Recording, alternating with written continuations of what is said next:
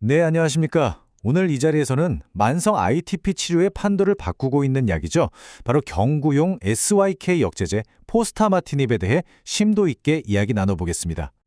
아마 진료실에서 다들 한 번쯤은 고민해 보셨을 겁니다. TPO-RPRA까지 썼는데도 반응이 없는 환자. 정말 다음엔 어떤 약을 써야 할까?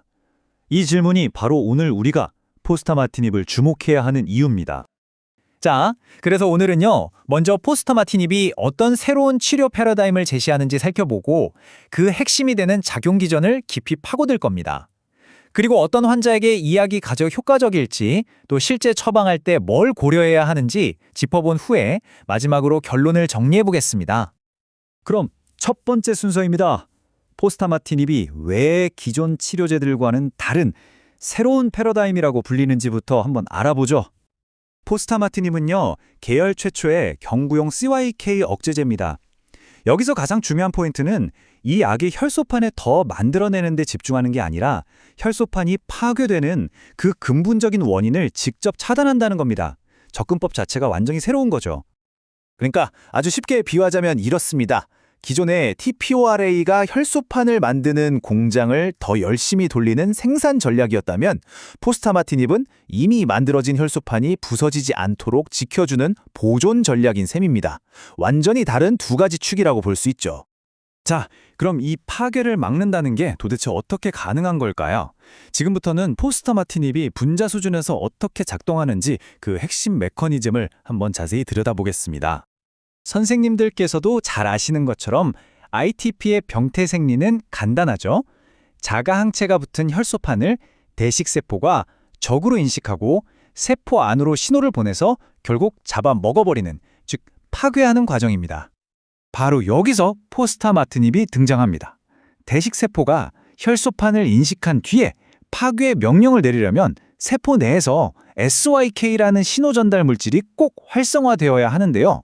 포스타마티닙이 바로 이 SYK의 활성을 딱 막아버리는 겁니다.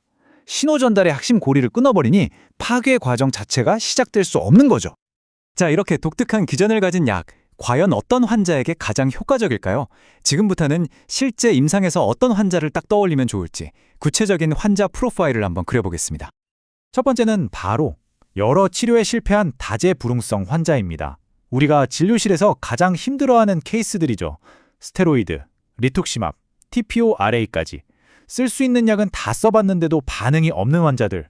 이런 환자들에서도 리얼월드 데이터를 보면 의미 있는 반응을 보여주고 있습니다. 여기서 정말 놀라운 점은요. 평균적으로 4가지 이상의 치료를 이미 받은 환자들이라는 겁니다. 그런데도 불구하고 전체 반응률이 55%에 달했다는 거죠. 이건 기존 치료와는 완전히 다른 길을 가기 때문에 가능한 결과라고 볼 수 있습니다.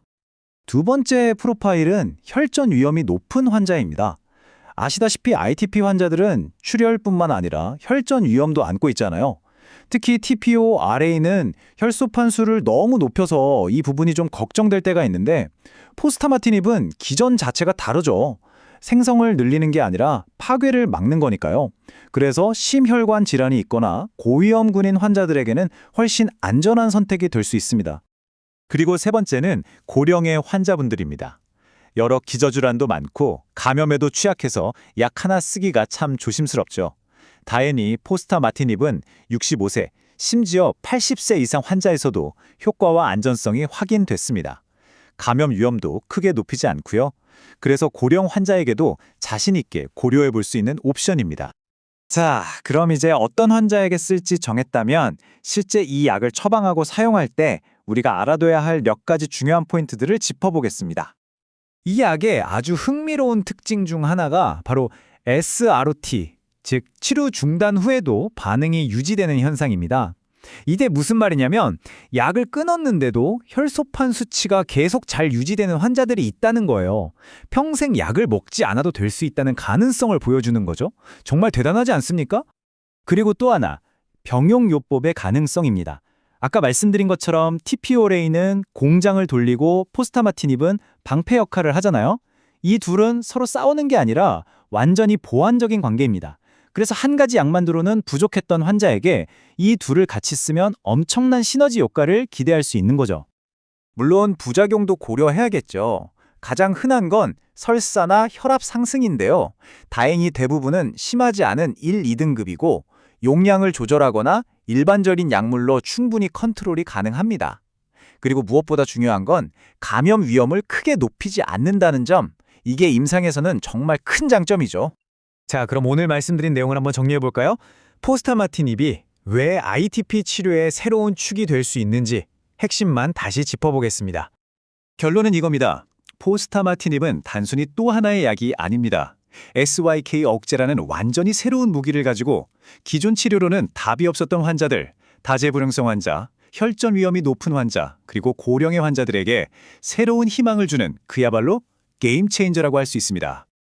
이제 우리는 이런 질문을 던져봐야 합니다. 만드는 약과 지키는 약을 모두 손에 쥐었으니 앞으로 환자 개개인에 맞춰 이 약들을 어떤 순서로 어떻게 조합해서 쓸 것인가?